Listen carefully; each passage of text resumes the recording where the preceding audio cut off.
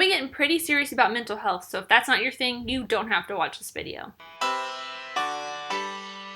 Hey, I'm Amy and welcome back, and today I want to talk about the new Richard Linklater film with Cate Blanchett, Where'd You Go, Bernadette? I did not know much about what this film was going to be about going into it. The trailers made it seem like one thing, and then after I watched it, it kind of went something totally different, and I have some odd feelings about this movie. Let's just say that. To start out with, the story, it's not like anything spectacular or special. It's kind of predictable at some points. It just didn't stand out to me, and I kind of got a little bored. There are parts where it's very fast in the beginning with all the exposition and leading up to a certain point in the film. I'm not going to give any spoilers, and then once the certain random weird twist that comes in and goes away just as fast happens, it gets very slow and kind of plods along. So the story structure did not really flow very well for me, but the context and the basis of the story overall and the issues that it talks about and brings up about mental health are very, like, what am I trying to say? I connected with them very well, or at least from where Bernadette, the main character played by Cate Blanchett, stands. And I had done a reaction on Stardust talking about this. I wasn't expecting too much from Where'd You Go, Bernadette? It is a very middle ground kind of story. It does get very fast paced at the beginning and then meanders a little bit towards the middle and the end of the film. There is this random twist that happens and goes away almost as quick as it happens, but there's something about it that hit me at the right time. I related a lot to the character of Bernadette. It's a fun movie to just go see.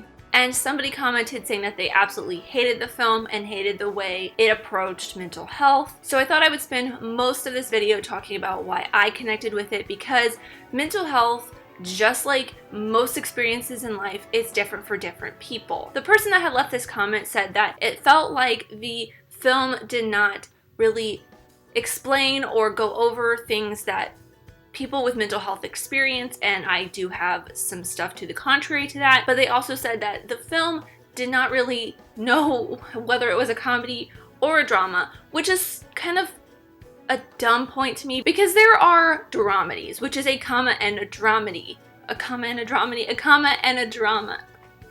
I can't talk. It's a comedy and a drama. There are films like that, like there are films that cross multiple genres throughout cinematic history, and yes, it kind of is hard to discern what genre this film fits into, but that's okay, because that is what film is. It crosses multiple genres. One, film is not for everybody. Like, not everybody likes the same films. And two, like, everyone experiences things differently. And three, I don't know where I was going with this. Let's just talk about my main focus of this film, because I did really like it. I did really connect with it, and I did enjoy myself throughout the film, even though it did meander a little bit. And I probably, when I get to my rewatch score, I'll expand on this maybe a little bit more, but I probably wouldn't watch it again too much. Regarding the mental health stuff in this film, very, very early on, I identified with Bernadette. And this is going to get very serious. I said that at the beginning of the video. It's going to get very serious about mental health. I am slightly agoraphobic. I do have some symptoms of depression. I do have major anxiety issues. And Bernadette has all of those things and some more things within the parameters of this film, at least. So because of my experiences with these issues on a daily basis and the way Cate Blanchett portray them in the film, I really connected with what was going on screen. Bernadette rarely wanted to go outside and interact with people. She was very socially anxious, and I get that way constantly. I have learned to control it, and then I know how to decompress myself after big going out moments in my life, because if I did not have the job that I have to do, or other adult things like going grocery shopping or wanting to go to the movie theater to watch movies for this channel, I probably would just stay inside and watch TV and try to work from home if that was a possibility. But because that's not how real life works, I have learned how to work around those things. I'm not like as agoraphobic as Bernadette is, but I am very socially anxious and do not like to be around people for too long, because that really stresses me out, makes me even more anxious than I already am, and it's not my favorite thing. So if I can avoid talking to people at all costs, I will. And in the film, they portray this through Bernadette wearing large sunglasses and a scarf over her head, and I don't think that that's necessarily like poking fun at people who are agoraphobic or socially anxious. It's more of a character trait of Bernadette where she doesn't want to be seen. She kind of wants to blend in, especially after all of the anxieties of her career in the past and the sickness of her daughter when she was in her youth. And because of Bernadette's social anxiety, it leads her to hiring a virtual assistant, which then kind of goes down this weird path and this very weird turn that happens just like right in the middle of the film that comes in and goes away super fast, which was probably the part of the film that I liked the least, but the build up to it was kind of interesting. And besides the social anxiety and agoraphobia that Bernadette faces, she also has very depressive moments and depressive mood swings. I also experience those, but in the film, it does get a lot more extreme for Bernadette. There's a scene where she is singing in the car with her daughter and they're having a great time, and then all of a sudden Bernadette just starts crying out of nowhere, which can happen in a depressive mood swing. No matter how you are feeling, you could be extremely happy and then all of a sudden just feel like crying. And because things like that have happened to me on a regular basis, I understood what was happening in the moment and I really connected with it because I felt like that is something that they don't necessarily talk about or show on screen, and I feel like they did a good job. And some people, maybe they did not think that they did a good job of doing that, but like I said, they probably had a much different experience with these mental health issues than what I have had. So to me, it felt very real. And at one point I was like, oh wow, I am so much like Bernadette. Is this what I'm going to be like when I am a 40-year-old woman?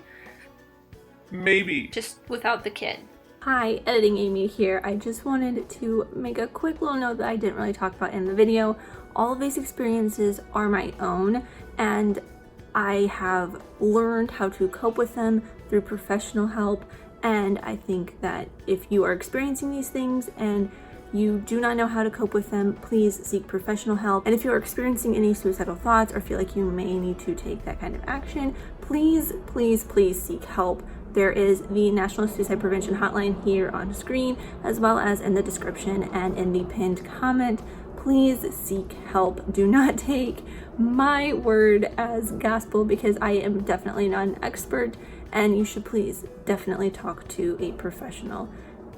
That I think is all. Oh wow, these glasses are really reflective. But anyways, I'm not trying to detract from what I'm saying. It is very important to seek help if you are feeling the way Bernadette feels in this film. But overall, my rewatch score for this, I probably would not watch it again unless it was like on Netflix and I had nothing else to do, so I'm probably going to give this, actually, you know what, I give it like a 3.5 stars out of 5, but rewatchability for me is probably a TV. If it's on TV, I'll probably, you know, give it a watch, put it on in the background, but I wouldn't like actively seek it out at a Redbox or on Netflix or anything. It's an interesting movie, interesting concept. It's a very feel-good film at the end, and it does have a great message if that is something that you are open to receiving. But that is pretty much everything, my own opinions and my own experiences with Where'd You Go, Bernadette. If you have any other ones or you felt differently about this film, please let me know in the comments down below. I would love to hear from you. And please, let's have a civil conversation in the comments down below. I know sometimes things like this can get a little dicey. I don't know if that's really the best way to put this, but thank you guys so much for watching. I really truly do appreciate you. Whoever you are, let me know who you are in the comments down below, and let's be friends. If you enjoyed this, leave a like and subscribe if you're new, because I'll talk about next movies, TV shows, filmmaking, film history, all that fun stuff, and I'll see you next time. Bye!